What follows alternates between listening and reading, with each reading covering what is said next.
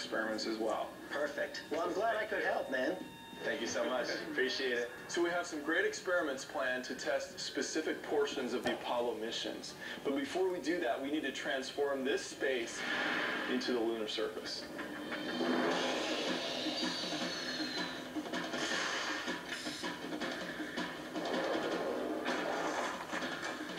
So now that we have our frame built, it's time for our moon surface, which is actually decomposed granite.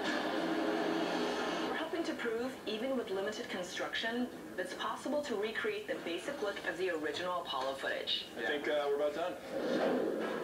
It's time for you to get suited up. I'm ready to put the suit on, yeah. Hey, Chris. Hi there, how are you? All right, Austin is so ready to get suited up. What do we have here? We have an Apollo A7LB, the 7th generation of suit that was developed for the Apollo program. We're going to have you put this on over the set of capillines, which will help wick the sweat away and make it a little more comfortable. So this first? That's first. That's second. All right, I'll be back in a minute. Whoa, looking good. Oh, yeah. Looking pretty official now.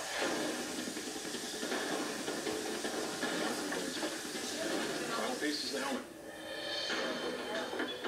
Imagine having to do this in something the size of a closet. You have a clear bump visor, and then you have the gold visor, which this is 24-karat gold. Well, Chris, this is awesome. Thank you so much. I mean, now we have our moon set up, we have Austin suited up. I think we're ready to go. We're going to try our first experiment, which is replicating the hammer and feather test to see if we can get it to look like the original footage. Okay, guys, well, I have the footage from astronaut Dave Scott in the 71 mission of Apollo 15. This is where, of course, he tests out Galileo's principle of falling bodies. Two objects of very different composition will fall at the same rate without air resistance in the perfect vacuum of space. The skeptics are saying that the astronaut used this test, which in the beginning, it's kind of like priming the people to make them think that all this took place on the moon.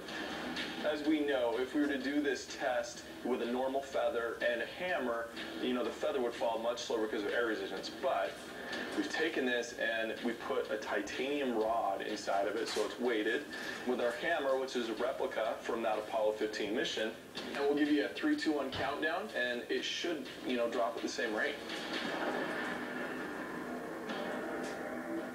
That's perfect. I think we have it all framed up, ready to go. Ben, you ready to hit the light?